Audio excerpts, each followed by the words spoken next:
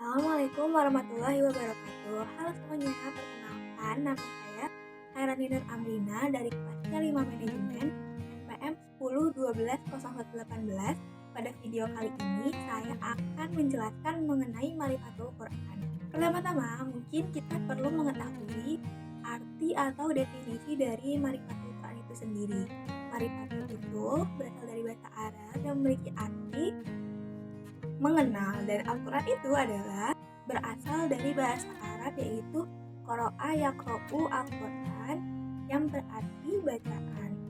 Mengapa kita harus mengenal Al-Quran? Sebenarnya sebelum mengenal Al-Quran kita perlu mengetahui atau mengenal diri kita sendiri, bahwa kita di dunia ini diciptakan oleh siapa, untuk apa tujuannya, dan diberi apa saja. Kita sebagai manusia diciptakan oleh Allah dengan memiliki tugas, fungsi, dan peran.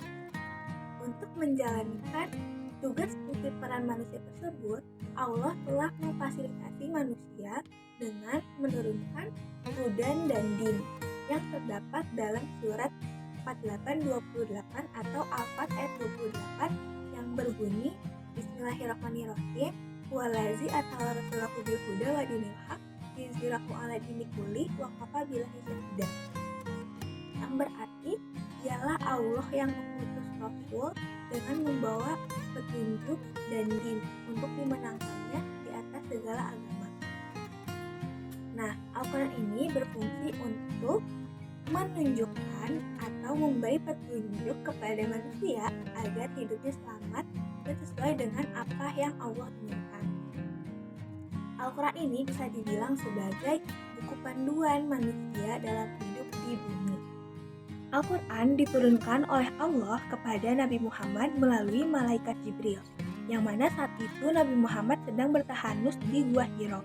Muhammad bertahanus selama 40 hari, di mana beliau merenungi atau memikirkan kondisi Jazirah Arab saat itu berada dalam kondisi jahiliyah. Kemudian Allah dengan kasih sayangnya menurunkan Al-Quran kepada Nabi Muhammad. Allah menurunkan surat pertama pada saat itu, yaitu surat Al-Alaq ayat 1-5 yang berbunyi Bismillahirrahmanirrahim Iqra bismi rabbikal ladzi khalaq khalaqal insana min 'alaq Iqra wa rabbukal akram allazi 'allama bil qalam 'allamal insana ma lam ya'lam. Pada saat itu Al-Quran tidak diturunkan secara keseluruhan, namun diturunkan secara berangsur-angsur, diturunkan oleh Allah selama 23 tahun, atau lebih rincinya lagi selama 22 tahun, 22 bulan, dan 22 hari. Pada saat surah Al-Alaq ayat 1-5 diturunkan Allah melalui malaikat Jibril kepada Nabi Muhammad di Gua Hiro, saat itu malaikat Jibril memerintahkan kepada Nabi Muhammad untuk Iqra atau membaca. Iqra di sini memiliki makna bukan hanya Iqra atau membaca secara pelafalan Iqra surat Al-Alaq, tetapi memiliki makna yang lebih luas, yaitu memerintahkan Muhammad untuk membaca kondisi saat itu, yang mana kondisi saat itu masyarakat jahiliyah Arab atau kafir Quraisy berada di dalam kondisi suka mabuk-mabukan, judi di mana-mana, perzinahan, bahkan anak perempuan saat itu ketika lahir harus dibunuh secara hidup-hidup. Turunnya Al-Quran terbagi menjadi 3. Yang pertama, turun dari Allah langsung ke Lauh Mahfuz. Kedua, turun dari Lauh Mahfuz ke Baitul Izzah atau itu yang berada di langit. Yang ketiga, dari Baitul Izzah kepada hati Nabi Muhammad yang diturunkan secara berangsur-angsur. Al-Quran merupakan salah satu mukjizat dari Allah yang diturunkan kepada Nabi Muhammad. Apa itu mukjizat?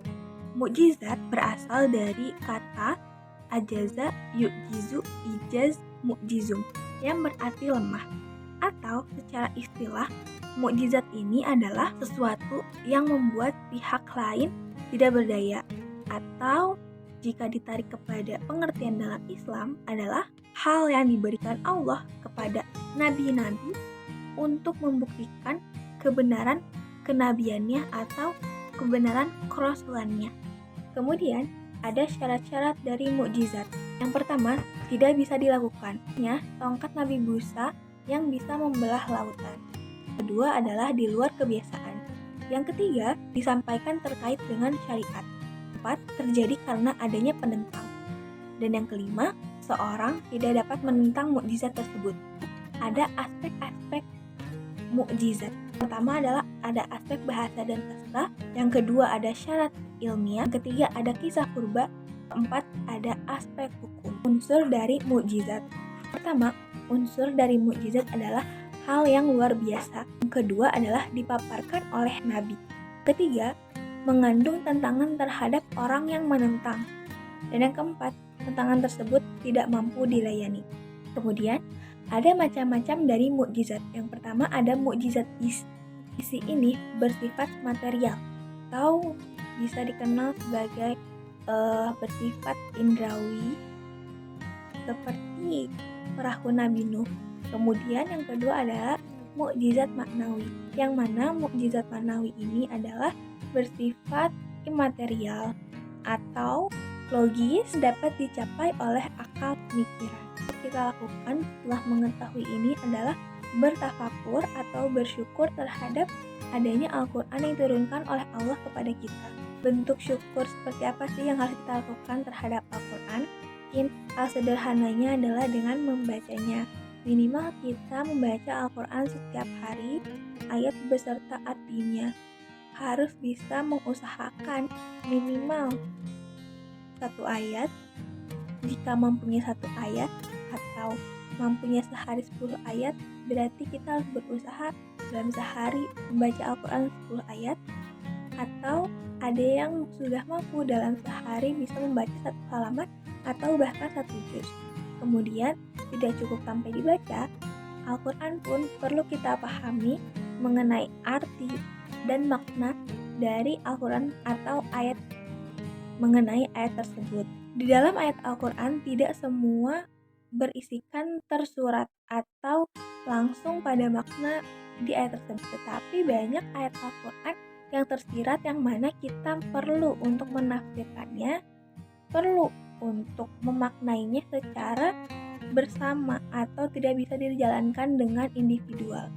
Al-Quran pun tidak bisa dijalankan secara masing-masing, tetapi harus dijalankan secara bersama-sama, berada dalam sebuah sistem dan atau ada sebuah kepemimpinan nama menjalankan Al-Quran tersebut secara penuh. Dan kita berusaha untuk menjalankan ayat Al-Quran semampu yang kita bisa. Contohnya, jika di dalam Al-Quran terdapat ayat atau perintah untuk menutup aurat, maka hal kecil yang bisa kita lakukan adalah dengan mengikutinya, yaitu dengan tidak membuka aurat tapi menutup aurat. Atau dalam ayat lain diperintahkan kepada perempuan untuk menjulurkan hijabnya, menutup dada. Maka itu adalah hal kecil yang bisa kita lakukan dalam rangka mentafakuri turunnya Al-Quran kepada kita. Sekian video yang bisa saya paparkan, kurang lebihnya saya mohon maaf. Semoga video ini bisa bermanfaat. Sekian dari saya, wassalamualaikum warahmatullahi wabarakatuh.